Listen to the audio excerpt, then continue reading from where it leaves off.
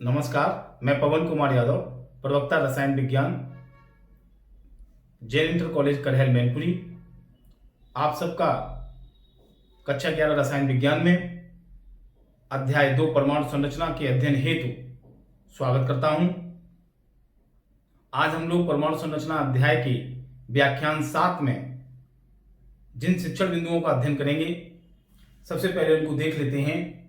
Aufbau का नियम, Aufbau नियम के अपवाद और N+L नियम तथा इलेक्ट्रॉनों द्वारा कक्षकों के भरने का क्रम। अफबाउ के नियम द्वारा विभिन्न कक्षकों में इलेक्ट्रॉनों का भराव किया जाता है।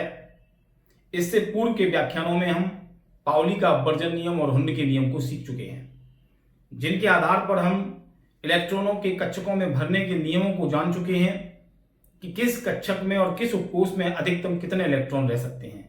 जैसे S उपकोष में अधिकतम 2 इलेक्ट्रॉन, P में 6, D में 10 और F उपकोष में अधिकतम 14 इलेक्ट्रॉन भरे जा सकते हैं तथा प्रत्येक कक्षक में अर्थात किसी एक कक्षक में विपरीत चक्कर के अधिकतम 2 इलेक्ट्रॉन रह सकते हैं। अब हम अफबाउ के नियम के द्वारा तत्वों के इलेक्ट्रॉनिक विन्यास अर्थात तत्वों के विभिन्न उपकोषों और कक्षकों में इलेक्ट्रॉनों के भरने के सिद्धांत को सीखेंगे। आइए अध्ययन करते हैं सबसे पहले अफबाउ के नियम का। अफबाउ एक जर्मन भाषा का शब्द है जिसका अर्थ है रचना करना।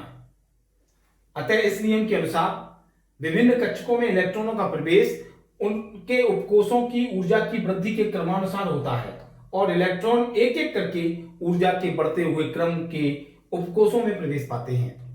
अर्थात इलेक्ट्रॉनों कक्षकों में उनके बढ़ते हुए ऊर्जा के क्रम में भरे जाते हैं। जैसे जैसे हमें उच्च ऊर्जा के कक्षक प्राप्त होते हैं, हम उनमें इलेक्ट्रॉनों का भराव करते हैं। यह बात अफबाउ के नियम के अनुसार होती है।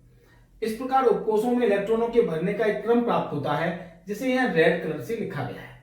यह क्रम तब हम लोग इसको अध्ययन करेंगे। पहले इस डायग्राम को देख लेते हैं, क्योंकि यह क्रम इस डायग्राम से ही आता है। इस डायग्राम में जो गोले में 1s 2s 2p इत्यादि कक्षक लिखे हुए हैं, इन कक्षकों में इलेक्ट्रॉनों का भराव इस चित्र के अनुसार, इस डायरेक्शंस के अनुसार होता है। इसमें क्या होता है कि हम 1 से लेकर 7s तक क्रम से कक्षकों को बना लेते हैं। क्योंकि पहली कक्षा में केवल एक s उपकोष होता है। यह बात हम लोग आधुनिक परमाणु मॉडल और पाउली के अपवर्जन नियम के अनुसार जानते हैं कि K कोष में केवल एक उपकोष होता है, क्योंकि उसके लिए n का मान 1 होता है। इसका मतलब ये हमारा K कोष है। तो K कोष में एक इलेक्ट्रॉन, माफ कीजिएगा, एक उपकोष होता है जिसे हम 1s कहते हैं। L कोष में हम जानते हैं दो उपकोष होते हैं, 2s और 2p, क्योंकि L के लिए n बराबर 2। इसी प्रकार Q अर्थात n बराबर 7 के लिए हम 7s और 7p, आगे 7d 7f होते हैं। हमारा इलेक्ट्रॉनिक विन्यासों का काम इतने उपकोषों से चल जाता है जो हमने बना लिए। इन उपकोषों में अर्थात इन उपकोषों के कक्षकों में हम इलेक्ट्रॉनों का भराव ऊपर से नीचे की डायरेक्शन में करते हैं चित्र के अनुसार, जिससे हमें उपकोष स्वतः ही बढ़ते हुए ऊर्जा के क्रम में प्राप्त हो जाते हैं। उसी क्रम को यहाँ लिखा गया है। देखते हैं कि इस वाले डायग्राम से ये क्रम कैसे प्राप्त होता है। सबसे पहले इलेक्ट्रॉन 1s कक्षा में भरा जाता है। इसका यह आशय हुआ, मान लीजिए किसी परमाणु के पास एक इलेक्ट्रॉन है, जैसे हाइड्रोजन 1h फॉर हाइड्रोजन।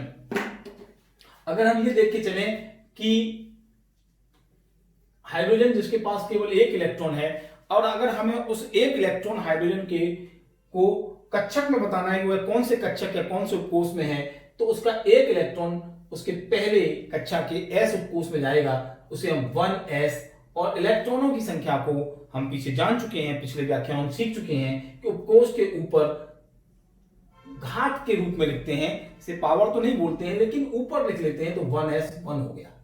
इसका मतलब हुआ कि पहली कक्षा के s उपकोष में एक इलेक्ट्रॉन, तो हमने इसको कहा 1h = 1s 1। तो ये हाइड्रोजन का इलेक्ट्रॉनिक विन्यास हो गया। जैसे ही हम हीलियम लेंगे 2he लेंगे अगर हम, तो इसके पास 2 इलेक्ट्रॉन, क्योंकि इसका परमाणु क्रमांक 2, तो इसके दोनों इलेक्ट्रॉन 1s के s कक्षक में भर जाएंगे, यानी इसका विन्यास हो जाएगा 1s 2। अब हमारा नियमानुसार s उपकोष पूर्ण हो गया, क्योंकि s उपकोष में अधिकतम इलेक्ट्रॉन संख्या हो सकती है 2, तो ये s पूरा हो गया। यानी कि सबसे पहले इलेक्ट्रॉन 1s में जाते हैं। उसके बाद देखिए ये इस प्रकार लाइनें इस प्रकार रेड वाली बनाई गई हैं कि इलेक्ट्रॉन उन्हीं कक्षकों में जाएंगे जहां इस चित्र के अनुसार दर्शाए गए हैं। तो अब इलेक्ट्रॉन अगले जाएंगे 2s कक्षक में। अगर हमारा 3li हो तो हम लिखेंगे 1s2, क्योंकि 3li के 2 इलेक्ट्रॉन तो इसमें हो जाएंगे। अब तीसरा इलेक्ट्रॉन जो बचा वो इस 2s में जाएगा। 2s में गुंजाइश 2 इलेक्ट्रॉन्स की है तो 1 जाएगा इसमें, तो हम लिखेंगे 1s2, कॉमा लगा के लिखते हैं 2s1। इसका आशय यह है कि 1s के s कक्षक में अर्थात पहली कक्षा के s उपकोष में 2 इलेक्ट्रॉन और दूसरी कक्षा के या दूसरे कोष के s उपकोष में 1 इलेक्ट्रॉन, इन दोनों का योग करें 2 और 1 3, जो इसके बराबर आना चाहिए। अब आगे देखते हैं कि 2p के बाद 2s के बाद इलेक्ट्रॉन 2p में जाएगा। यदि हम 4be बेरिलियम का बनाते हैं तो 1s2 यानी 2 इलेक्ट्रॉन इसमें, फिर 2 इलेक्ट्रॉन इसमें अर्थात 2s2। यहां जाकर के ये हमारा कक्षक भी फुल हो गया। अब इलेक्ट्रॉन कहां जाएंगे 2p में। तो हमने इस आधार पर इस क्रम को लिखा है, यानी सबसे पहले इलेक्ट्रॉन 1s कक्षक में, उसके बाद 1s से ज्यादा ऊर्जा होती है 2s की, इसलिए सबसे पहले 1s में, फिर 2s में। आप डायग्राम देखते जाएं, मैं दिखाता जा रहा हूं। फिर 2s के बाद कहां जाएंगे, आप लोग अपने आप आंसर दे रहे होंगे 2p में, और 2p के बाद जाएंगे 3s में। 3s के बाद डायरेक्शन हमारी कहां जा रही है 3p में, तो हम 3p को दिखाएंगे। 3p के बाद कहां जाएंगे 4s में, 4s हो गया।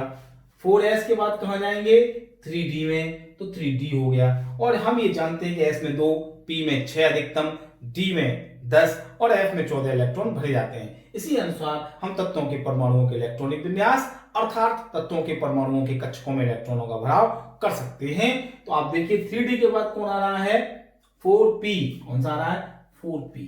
यहां हम अंडरलाइन करेंगे, थोड़ा निशान बनाएंगे 4s और 3d पर। इसका यह मतलब हुआ कि तीसरी कक्षा का ये 3d है, 3p है फिर 3d है, ये तीसरी का।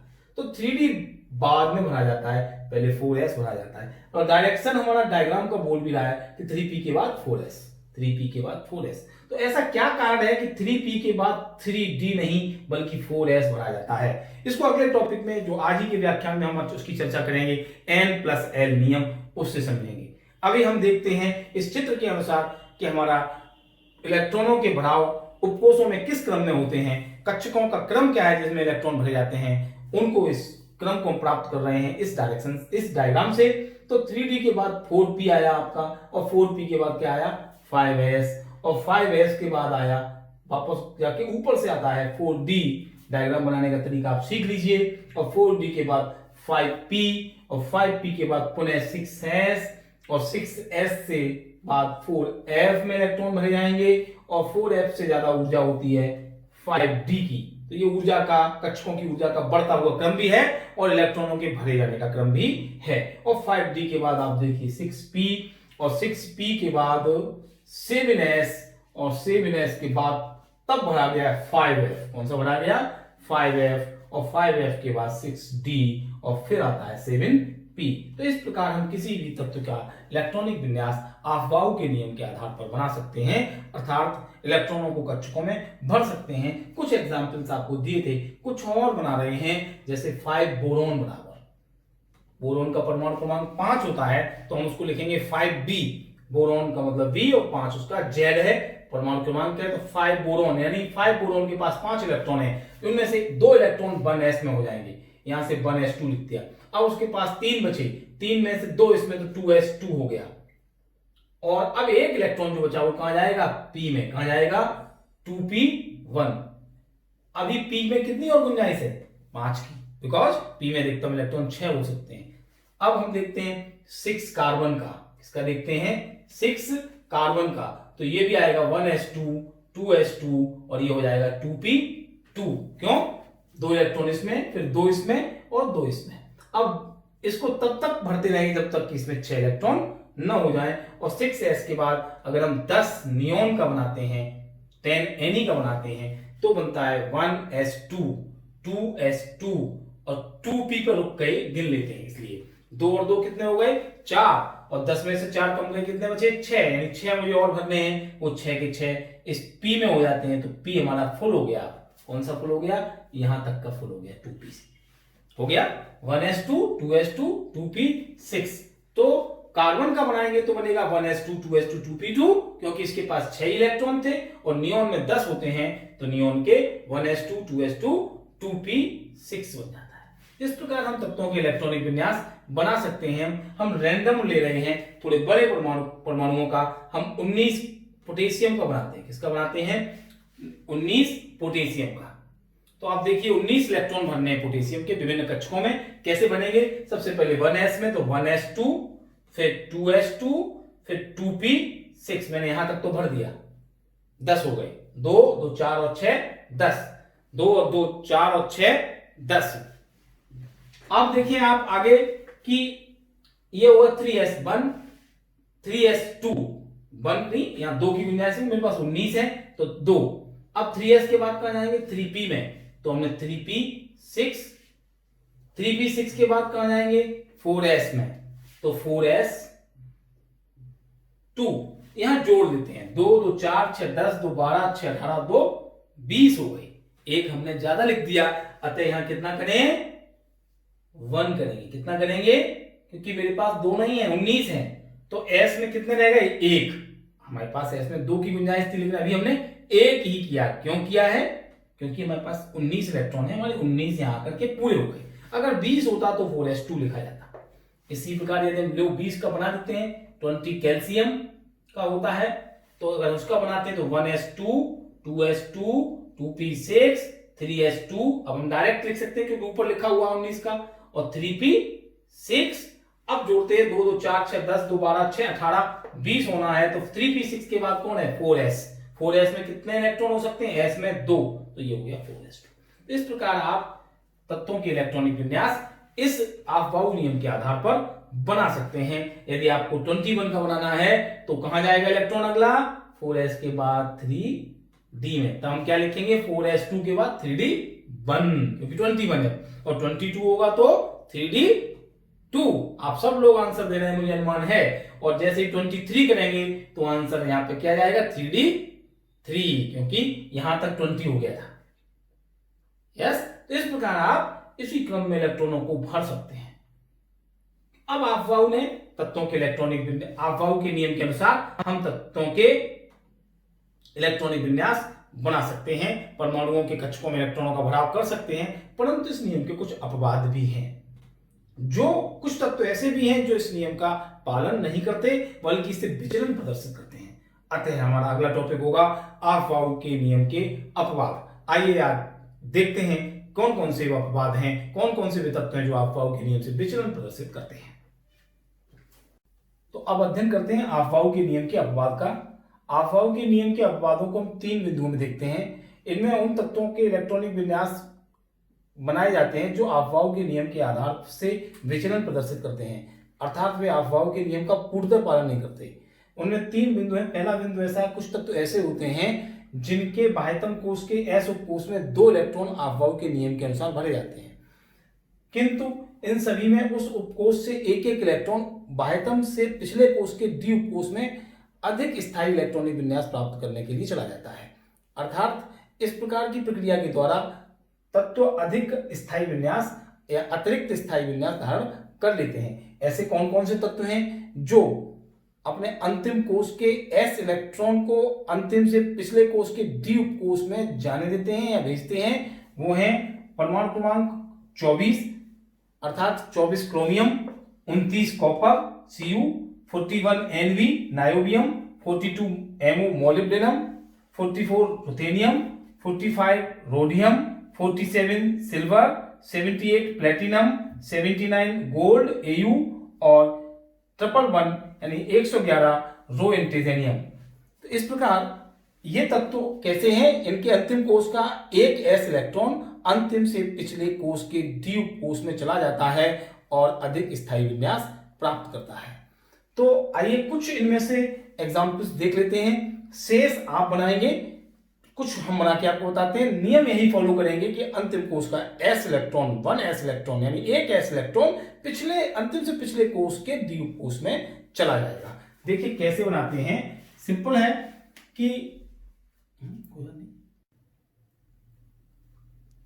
तो देखिए अफवाहों के नियम के अपवाद के उन उदाहरणों को देखते हैं जिन तत्वों के अंतिम कोष के s कोष में 2 इलेक्ट्रॉन होते हैं और उनमें से एक इलेक्ट्रॉन, उन s इलेक्ट्रॉन्स में से एक s इलेक्ट्रॉन अंतिम से पिछले कोष के द्वितीयक कोष में चला जाता है और अधिक स्थायी विन्यास प्राप्त करता है। ऐसे एग्जांपल्स देखते हैं। सबसे पहले 24 क्रोमियम। तो 24 क्रोमियम का अपेक्षित विन्यास अफवाह के नियम के अनुसार, किसके अनुसार? अफवाउस प्रिंसिपल के अनुसार क्या बनेगा कि 1s2 ये रहा आपका वो क्रम जो अफवाह के सिद्धांत, अफवाह के नियम के अनुसार डायग्राम से हम लोगों ने प्राप्त किया था, जिसमें कक्षकों को बढ़ते हुए ऊर्जा के क्रम में व्यवस्थित किया था, उसको हमने यहां लिख दिया है ताकि आप इससे अपेक्षित विन्यास बना सकें। आप जब भी इलेक्ट्रॉनिक विन्यास बनाएं तत्वों के, तो इस क्रम को जरूर याद रखें।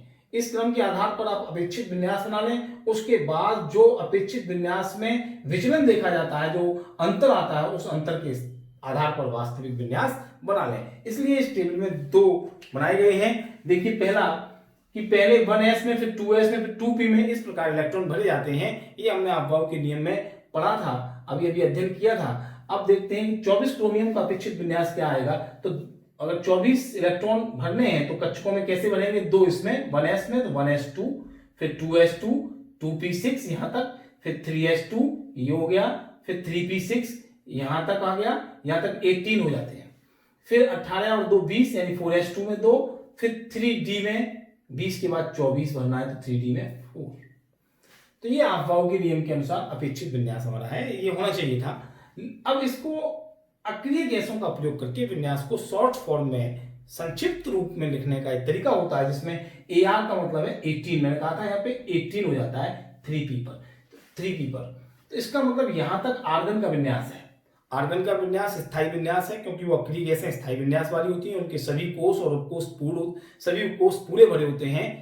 उनके अंतिम कोष में 8 इलेक्ट्रॉन होते हैं, हीलियम को छोड़कर। हीलियम में 2 इलेक्ट्रॉन होते हैं, यानी वे तत्व जिनके अंतिम कोष में 8 इलेक्ट्रॉन हो, हीलियम को छोड़कर, अक्रिय गैस तत्व कहलाते हैं। जैसे आर्गन, नियोन, हीलियम क्रम से करते हैं तो helium, neon, argon, krypton, xenon और रेडॉन।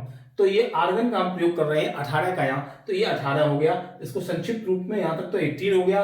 18 के बाद 4 22 और ये 2 24। तो यहां तक तो फिक्स है आर्गन। उसके ऊपर का हम यहाँ लिख लेते हैं। तो 20 से ऊपर के इलेक्ट्रॉनिक विन्यास हम आर्गन लिखकर भी बना सकते हैं संक्षिप्त फॉर्म में। तो हमने ये याद लिख लिया है, इसलिए ऐसे लिखा गया और करके।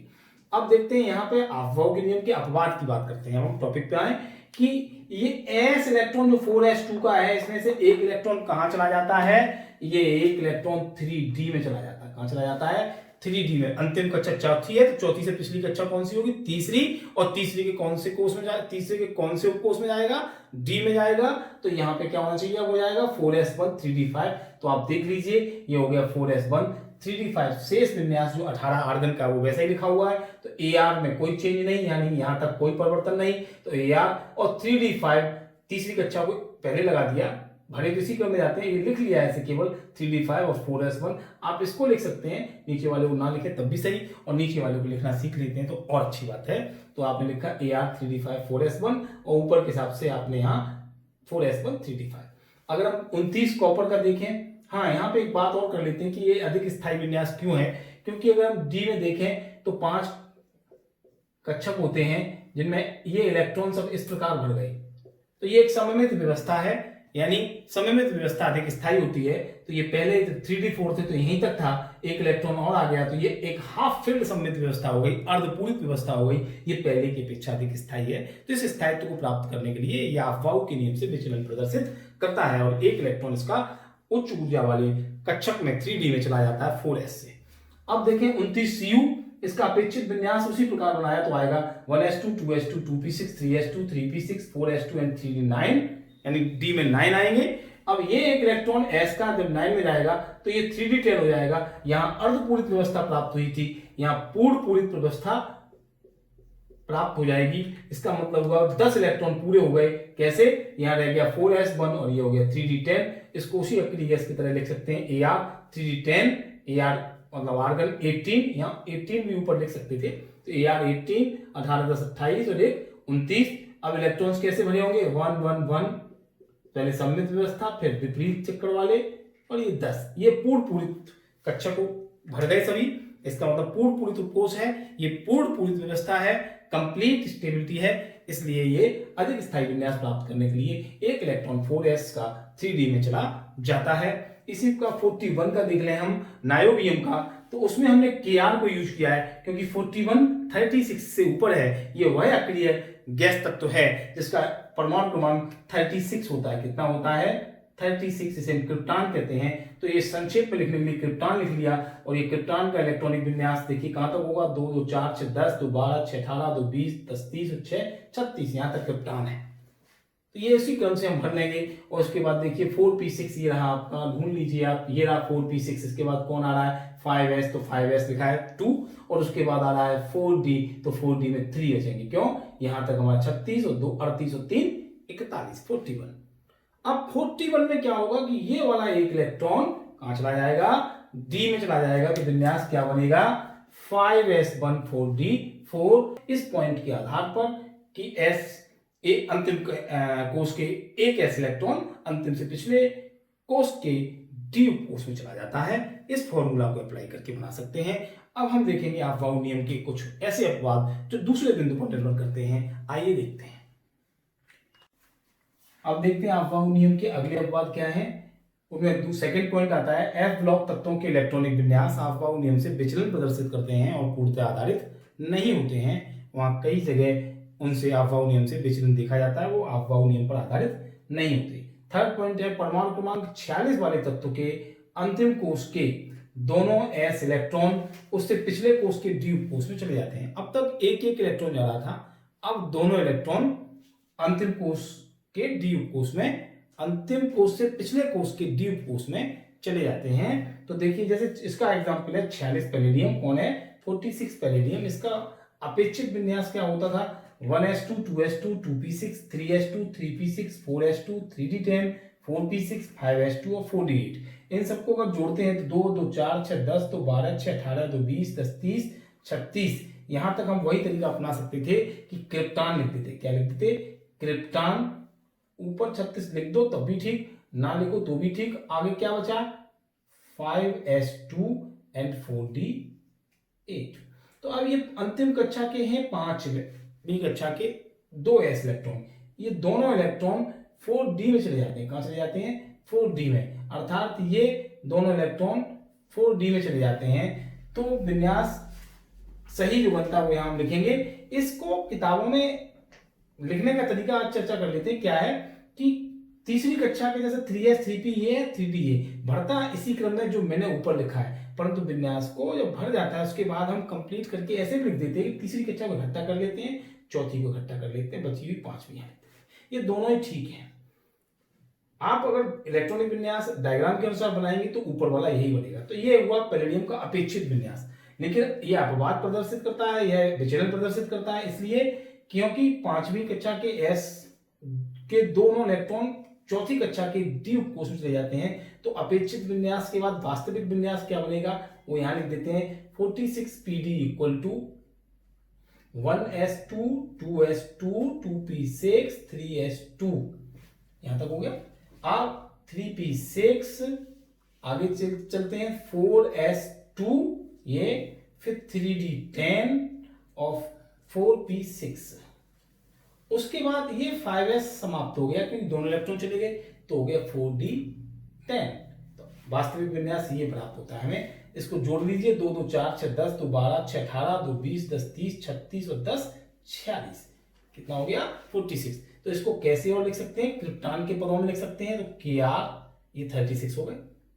अब हमें 10 और लेने हैं, तो 10 के लिए क्या करेंगे? सीधे 4d10।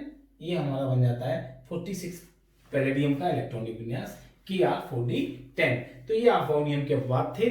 अब देखेंगे n+l नियम। अब देखते हैं n+l नियम। यह नियम इलेक्ट्रॉनों के उपकोषों में वितरण की व्यवस्था को और अच्छे से समझाता है और अच्छे से व्यक्त करता है। इसके आधार पर हम ये जान पाते हैं कि किस कक्षक या किस उपकोष में इलेक्ट्रॉन पहले भरे जाएंगे। इस नियम के अनुसार अर्थात n+l नियम के अनुसार कोई नया इलेक्ट्रॉन उस उपकोष में पहले प्रवेश करता है जिसके लिए n+l का मान न्यूनतम होता है। जहां n मुख्य क्वांटम संख्या और l दिगंशी क्वांटम संख्या है। विभिन्न इलेक्ट्रॉनों के लिए n और l के मान ज्ञात करना हम पिछले व्याख्यानों में सीख चुके हैं। तो यह नियम क्या कहता है, एक बार फिर से इसको देखिए कि n+l नियम के अनुसार कोई नया इलेक्ट्रॉन उस उपकोष में पहले प्रवेश करता है जिसके लिए n+l का मान न्यूनतम होता है। यदि दो या दो से अधिक उपकोषों के लिए n+l के मान समान हो तो उस उपकोष में इलेक्ट्रॉन पहले प्रवेश करता है जिसके लिए n अर्थात मुख्य क्वांटम संख्या का मान न्यूनतम होता है। आइए देखते हैं इसके उदाहरणों को किस प्रकार हम समझेंगे। अफबाउ नियम के आधार पर उपकोषों के में इलेक्ट्रॉनों के भरने का क्रम इस प्रकार प्राप्त हुआ था, जिसमें 1s फिर 2s फिर 2p फिर 3s फिर 3p फिर 4s फिर 3d में इलेक्ट्रॉन भरे जाते हैं। उसके बाद 4p में जाते हैं, फिर 5s फिर 4d और फिर 5p और 6s में इलेक्ट्रॉन भरे जाते हैं। ये क्रम आगे अनवरत 7p तक जारी लगभग रहता है जहां तक हमारे इलेक्ट्रॉनिक विन्यास बनाए जा सकते हैं। अब आप देखिए कि ये क्या कारण है कि हम दो कोई कक्षक ले लें तो उनमें से पहले वाले कक्षक में ही इलेक्ट्रॉन पहले प्रवेश क्यों करे, या ये यहां लिखा गया 3d 4s से पहले लिखा गया जबकि 3d माफ कीजिएगा 4s 3d से पहले लिखा गया जबकि 3s 3p के बाद क्रम से हम 3d लिख सकते थे, नहीं लिखा 4s को पहले लिखा। क्यों? यह n+l नियम से और अधिक स्पष्ट हो जाता है। वहां डायग्राम से स्पष्ट था, यहाँ नियम से स्पष्ट होता है। जैसे चुंबकीय क्वांटम, जैसे हम मुख्य क्वांटम संख्या और दिगंशी क्वांटम संख्या के मानों के आधार पर यह जान पाते हैं कि कौन से उपकोष में इलेक्ट्रॉन पहले भरे जाते हैं। देखिए कैसे, यदि हम इन दो की तुलना करें 4s और 3d की, तो क्या कारण है कि 4s में इलेक्ट्रॉन पहले भरे जाते हैं। आइए देखते हैं कि 4s और 3d उपकोष के लिए हम n और l के मान ज्ञात करके n+l का मान ज्ञात करेंगे। तो 4s के लिए जब हम n और l के मान ज्ञात करते हैं तो 4s के लिए n बराबर 4 क्योंकि यह चौथी कक्षा है, और l बराबर 0 क्योंकि हम जानते हैं s p d f इनके लिए l के मान क्रम से 0 1 2 और 3 होते हैं। ये हमने पढ़ रखा है। तो यहाँ s के लिए l का मान 0 तो 0 हो गया, तो n+l equal to 4 + 0 equal to 4।